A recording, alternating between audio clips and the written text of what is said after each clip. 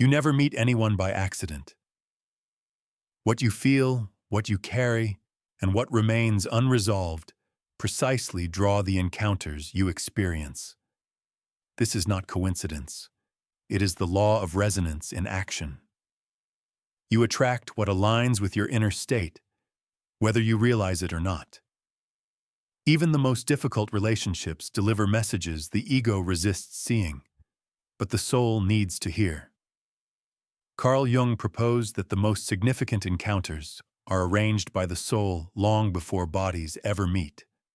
With that in mind, what are your relationships revealing about you?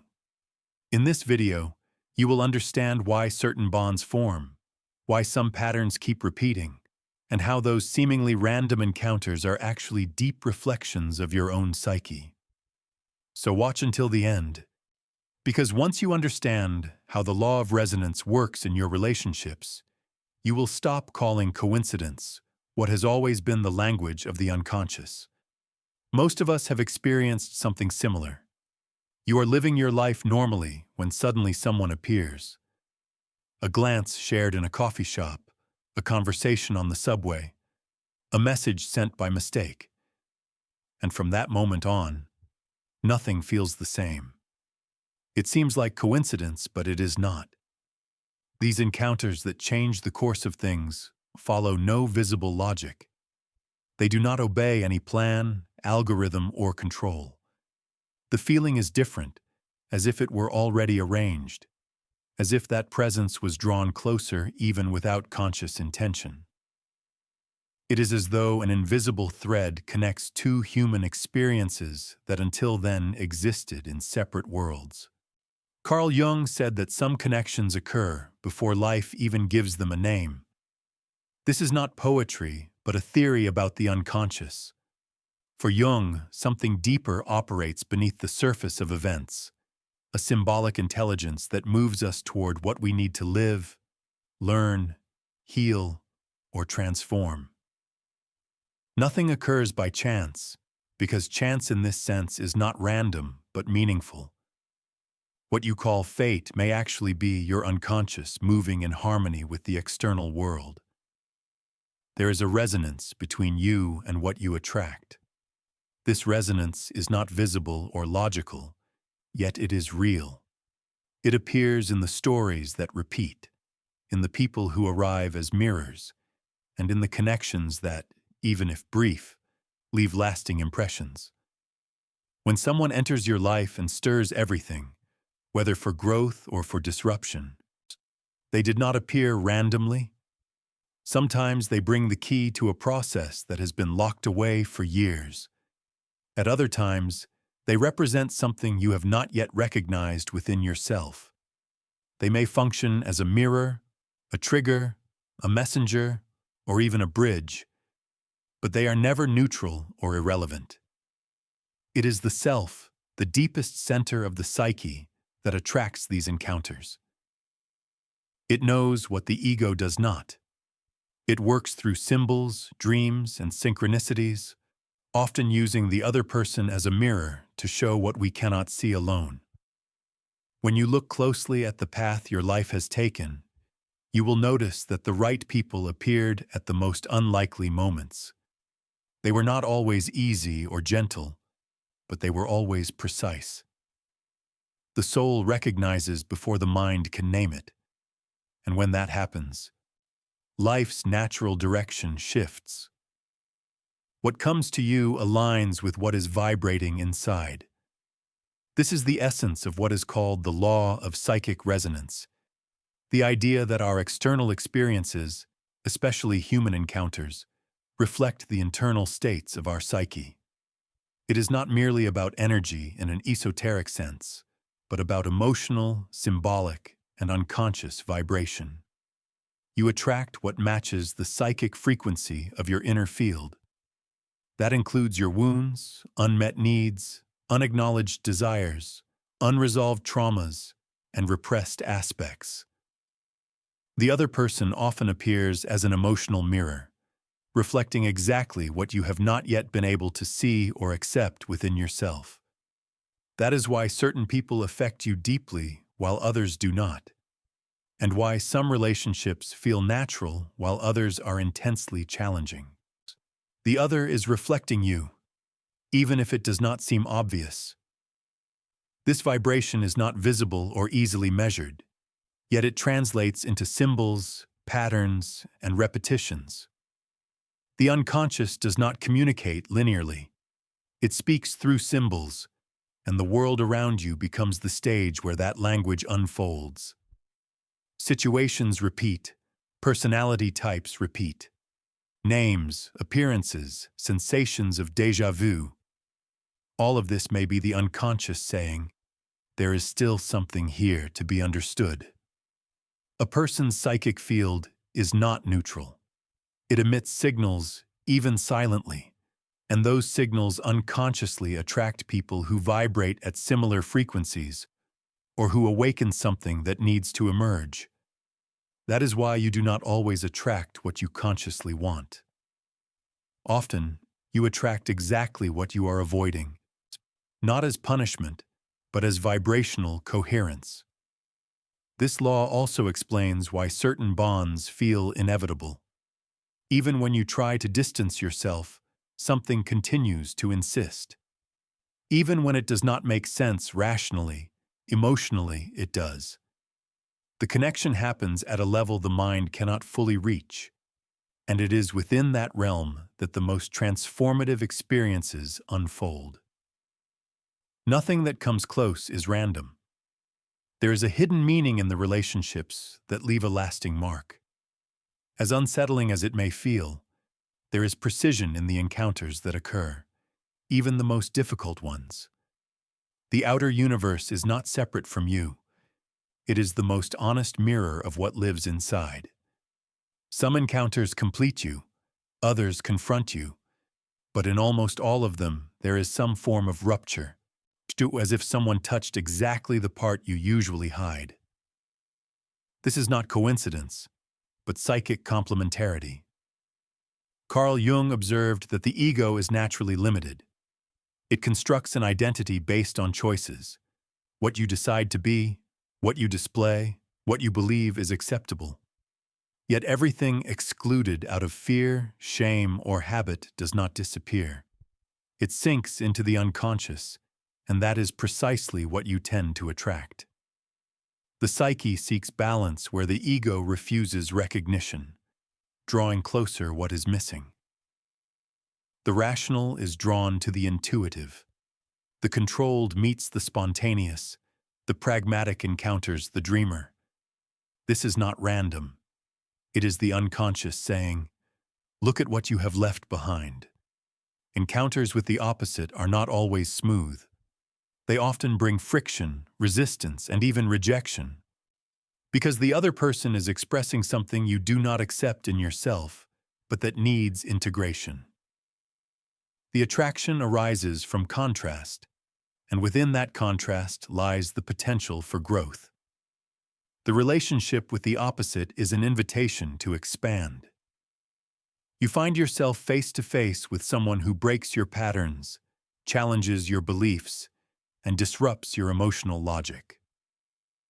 At first, it may feel as though you come from different worlds. Over time, however, you realize that this difference reveals something new. It pulls you out of your comfort zone and creates space for a more complete version of yourself. These encounters are not mistakes along your path. They are soul encounters, and the soul does not seek comfort, but wholeness. For Jung, the process of individuation involves this movement, integrating what is missing, to embracing what was denied, and expanding consciousness by including the other as part of your own development. When you attract someone very different from you, it is worth asking, what does this person reveal about me? What do I long for but have not yet acknowledged? What have I admired in others but never dared to cultivate within myself? The opposite does not appear to oppose you. It comes to remind you of who you still have the potential to become. Often, love begins when the soul recognizes something the ego has not yet learned to name. However, Not every intense connection is genuine. Sometimes what feels like a soul encounter is simply the reflection of something unresolved within you. Distinguishing between the two is one of the most delicate tasks of self-awareness. When someone enters your life and you feel an almost unexplainable pull, it is common to think it is fate. Yet more often, what is happening is projection. You are not seeing the person as they truly are. You are seeing what your unconscious has projected onto them: an old desire, an emotional need, or an idealized image that took shape in that face. Projection carries strong energy. It is loud, impulsive, and intoxicating. It sweeps you up quickly, making you feel magically understood, as if you have found someone who recognizes you without words.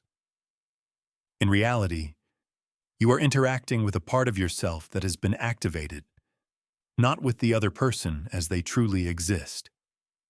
Intuition, by contrast, moves differently. It is quiet, subtle, almost reserved.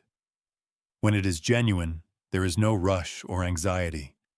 There is a calm sense of recognition. What exactly am I seeing in this person? What exactly am I seeing in this person? If the answer is filled with fantasies, rescue, or a sense of completion, it is likely projection. If it feels grounded, present, and open, it may be intuition.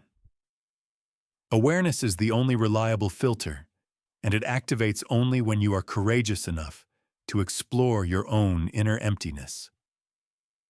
The person who attracts you is revealing a part of yourself. The question is whether that part is being recognized or simply used to fill an inner void. Many relationships begin with projection and only later reveal their true nature. When the illusion fades, frustration, pain, and anger may appear, but so can clarity. The issue is not projection itself, because that is human. The real problem is becoming trapped in the fantasy and failing to notice when it no longer reflects reality. Not every encounter is meant to endure, but each one can be revealing. Some people enter your life to show where you are still hoping to be rescued. Others remind you that you are already whole, and it is up to you, with awareness and attention, to discern where the real strength of that connection comes from. Not everything that shines is a soulmate. Sometimes it is only the echo of an old desire asking to be acknowledged and released. Some individuals evoke uncomfortable emotions in you: anger, jealousy, irritation, or instant dislike. Your first reaction may be to withdraw, judge, or deny, yet there is often something there that deserves closer examination. These strong reactions do not arise without cause. They indicate that your shadow has been touched. In Jungian theory, the shadow is not evil. It consists of everything you refuse to admit as part of yourself: traits, impulses, emotions, and desires excluded from your conscious identity, but still present beneath the surface. One of the most common ways the shadow appears is through relationships. You tend to reject in others what you have not accepted within yourself. The arrogant person may irritate you because they reveal your own suppressed vanity. The unstable person unsettles you because they awaken your hidden vulnerability. The selfish individual may trigger you because they mirror your buried wish to set boundaries you never allowed yourself to create. What affects you often says more about you than about them. This does not mean every behavior is justified or that you should tolerate everything. It simply means that before reacting automatically, it is worth asking, why does this affect me so strongly? What am I truly feeling? The answer is rarely superficial. The shadow you attract may appear as criticism, rivalry, or envy, and the impulse to distance yourself is often just a reaction to the discomfort of facing your own reflection. It is easier to point outward than to integrate what exists within. Jung stated that what you deny in yourself, tends to appear in others as fate. Though this idea may sound severe, it is actually liberating because it suggests a path forward.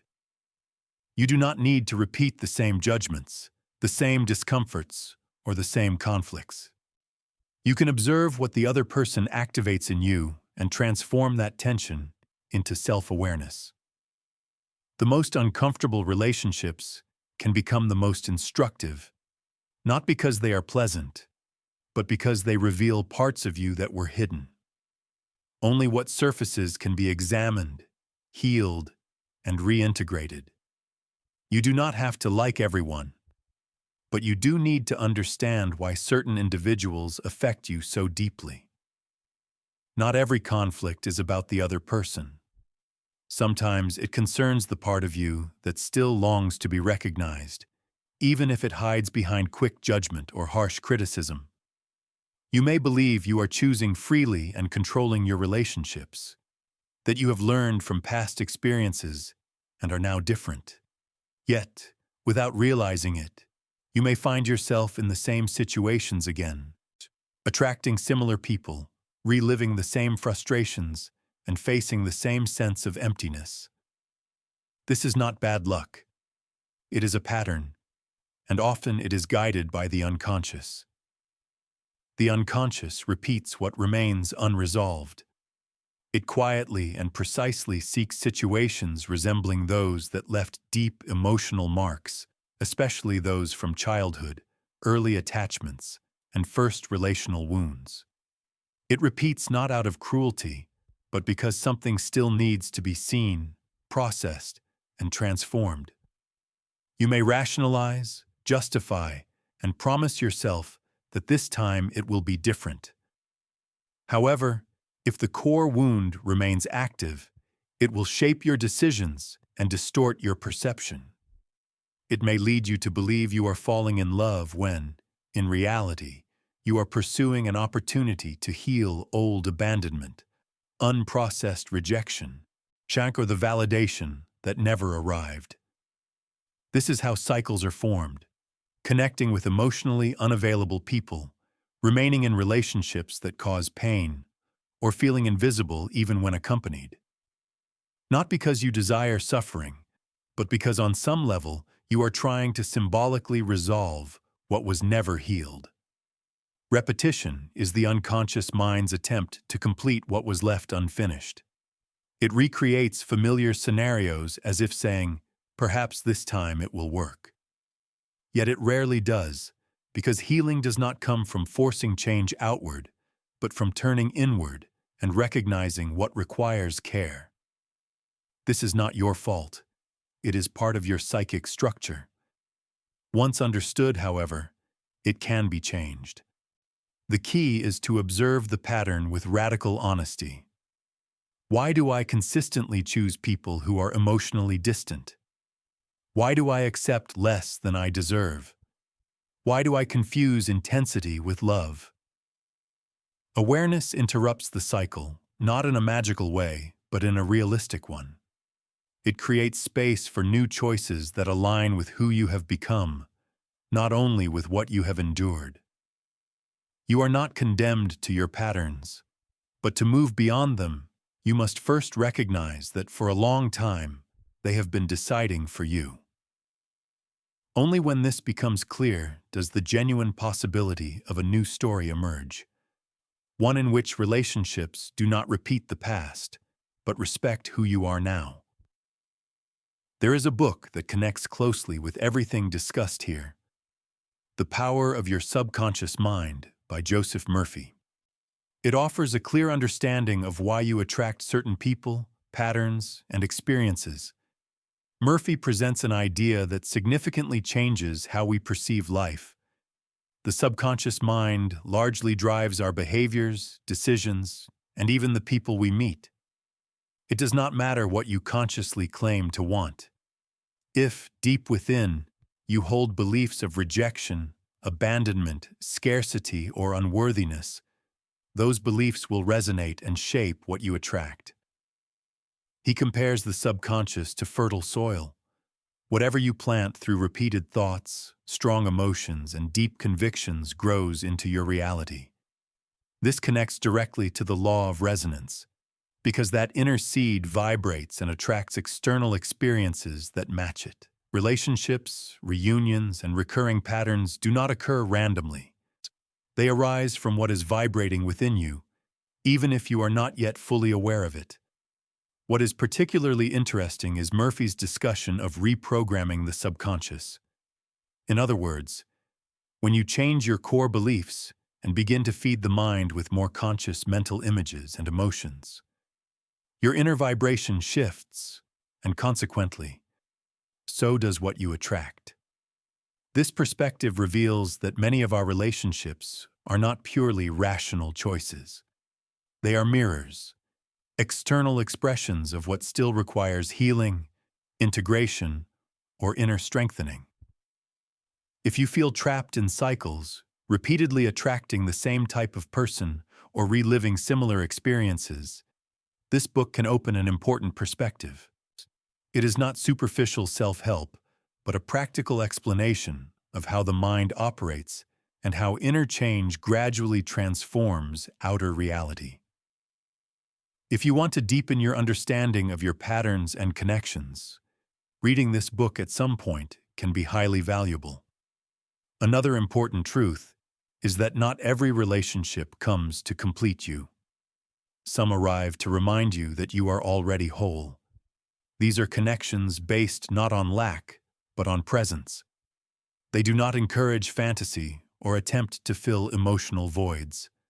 They simply share space, and that alone gives them a deeply healing quality.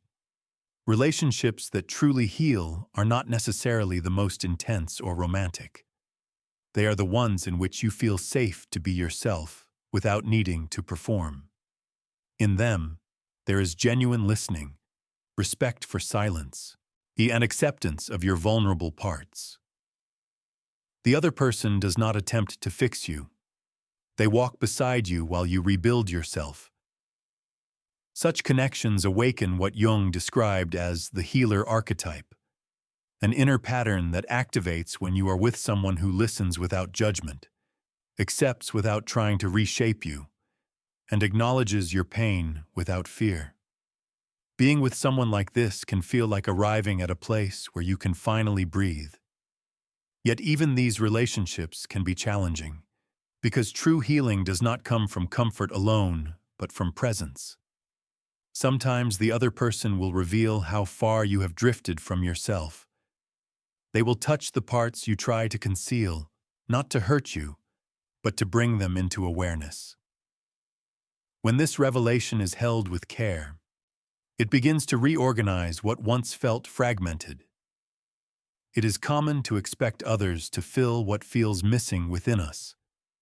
In healing relationships, however, there is no promise of filling gaps. Instead, there is mirroring, support, and honesty. Though more subtle, this dynamic is far more powerful because it restores the autonomy that dependency-based relationships often take away. Healing love does not promise to save you. It reminds you of your own capacity to rebuild and restore yourself. It strengthens you so that you can walk with greater awareness rather than being carried. It supports you without holding you back. These relationships do not always last forever. Some pass like a season. They bring warmth, allow something within you to bloom, and then they move on. Yet what they leave behind remains, because they demonstrate in practice that it is possible to connect deeply without losing your individuality. They do not come to fill a void. They come to remind you of everything you already possess and may have forgotten. From that remembrance, healing begins quietly, without dependence, through presence alone. Each time you connect with someone, something within you awakens. It may be a dormant strength, an old wound, or a role you did not even realize you could play. This occurs because the other person is not only an individual, they are also an activator of archetypes.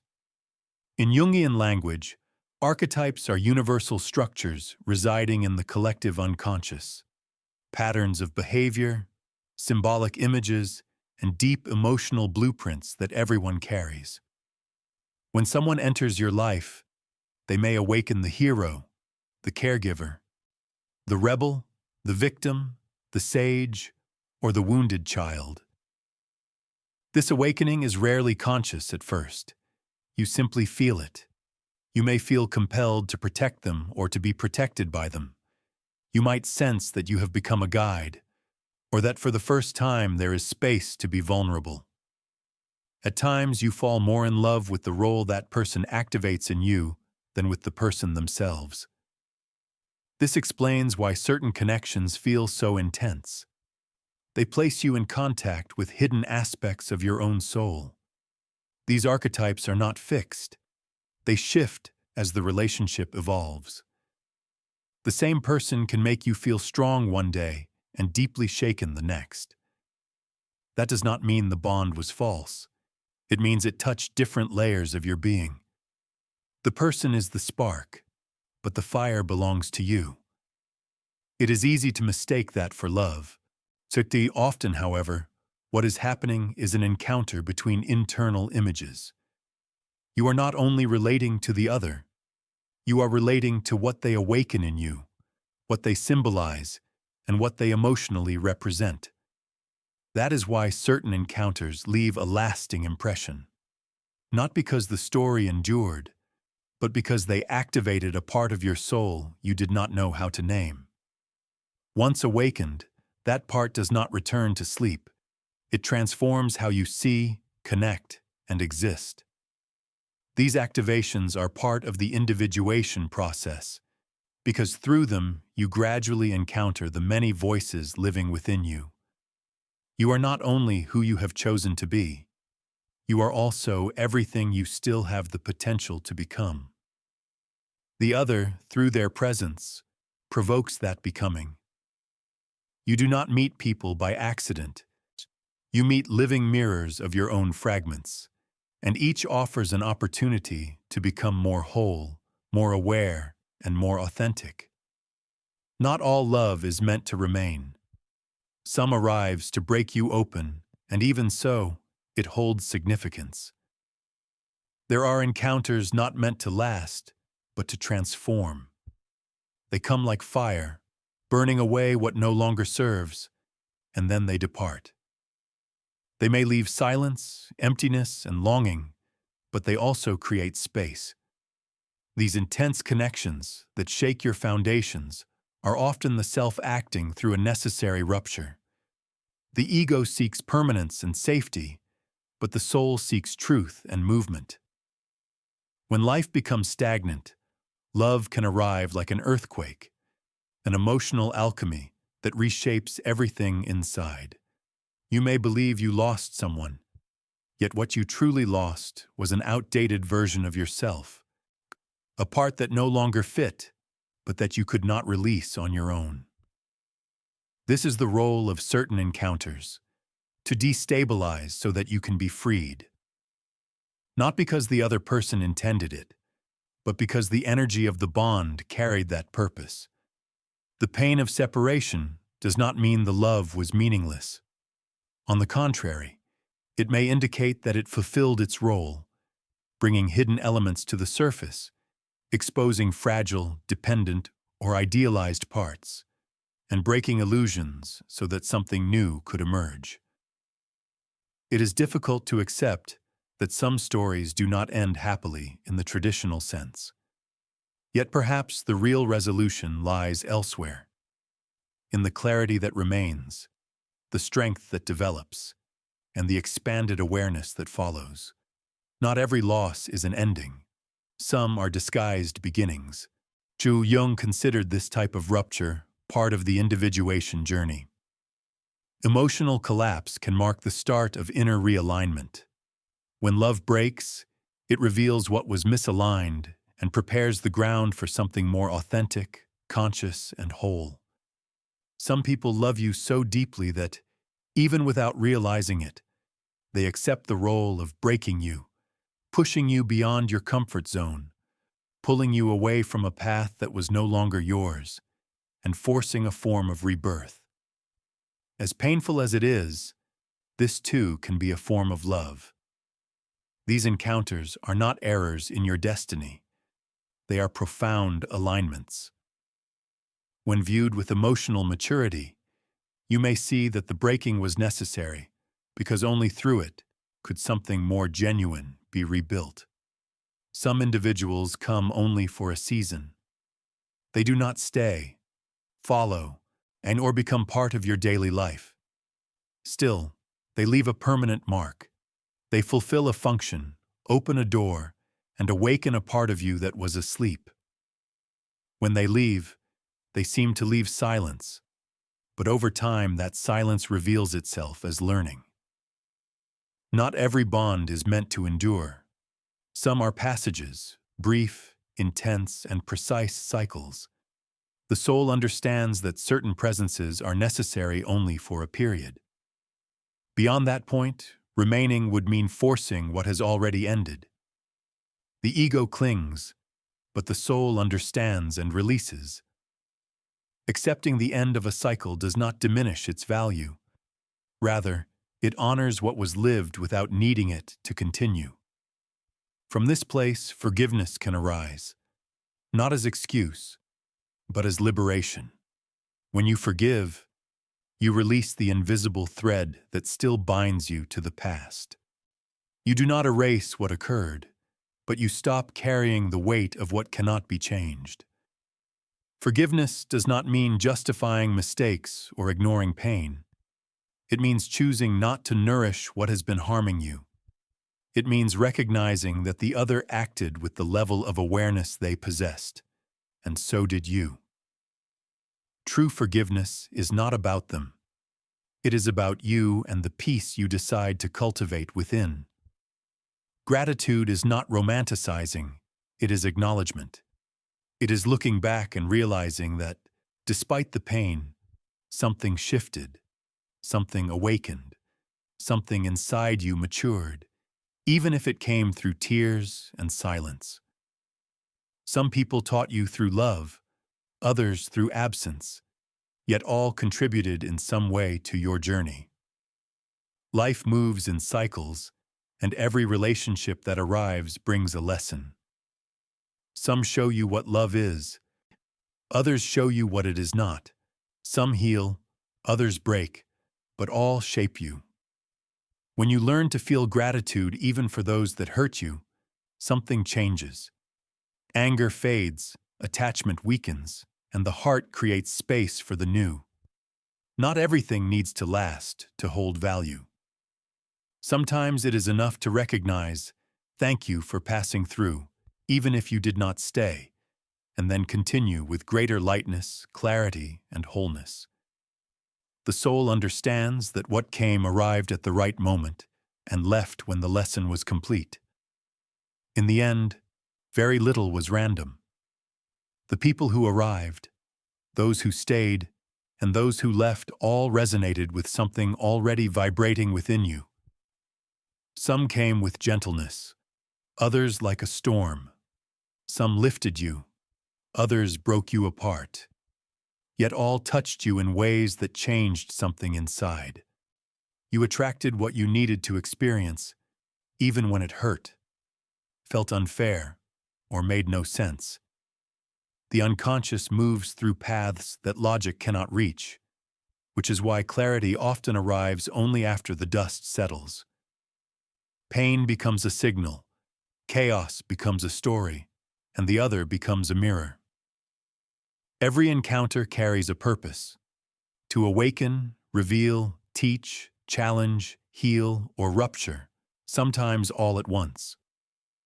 Recognizing this movement is a sign of maturity, because when you stop seeing people as luck or punishment and begin seeing them as parts of your internal process, the narrative changes. It leaves drama behind and steps into awareness. The journey is not about controlling who enters or who leaves your life. It is about understanding what each presence came to show you, integrating what was activated, releasing what no longer serves, and welcoming what is still being formed. It is not about avoiding pain, but about transforming pain into meaning. Along the way, you discovered many pieces of yourself reflected in other people's eyes, in the excitement of beginnings, in the anguish of endings, in the intensity of projection, and in the calm of genuine presence. You learned that not every bond must endure, yet every bond can teach. Even those that felt like losses were, in truth, passages toward a fuller version of you. The unconscious responds before the touch. The soul recognizes before the name. All those moments that seemed like coincidence were, at a deeper level, reunions with parts of yourself waiting to be seen, felt, and embraced. You did not meet anyone by chance. Each person was a bridge between who you were and who you still have the potential to become. Each story left not merely a scar, but a map. Looking back at everything you have lived, perhaps you can now say with quiet relief that it was worthwhile. Not because everything worked out, but because something genuine was revealed. In the end, every encounter was exactly what it needed to be, an open door into yourself. If this video resonated with you, consider subscribing to the channel. Here we explore relationships, the soul, the unconscious, and healing with depth and without simplistic formulas. Turn on notifications so you can continue this journey with us. And if you stayed until the end, leave a comment below. Nothing was by chance. That way, I will know this content truly connected with you and stirred something within. See you in the next video.